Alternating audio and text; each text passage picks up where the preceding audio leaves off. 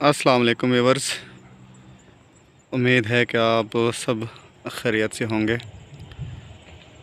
ये मैं holiday Holmes के साइट पे खड़ा हूँ। जुलाई का महीना है, शदीद गर्मी के मौसम में आप ये देख सकते हैं कि हॉलीडे होम्स के साइट का जो वेदर है बहुत ही दिल फरेब है। बिल्कुल ऐसे जैसे आसमान से बादल नीचे ज़मीन पे आ गए हों, और इंतहाई ठंडा मौसम है, बेहतरीन मौसम है। ये आप देख सकते हैं हॉलीडे होम्स की साइट। ये कुछ हमारे हॉलीडे होम्स के साइट पे कुछ घरों की कंस्ट्रक्शन भी हो चुकी है। इलेक्ट्रिसिटी लाइन भी जो है यहाँ से गुज़र रही है, और बहुत ही आउटस्टैंडिंग और जस्ट लाइक पैराडाइज व्यू मौसम है।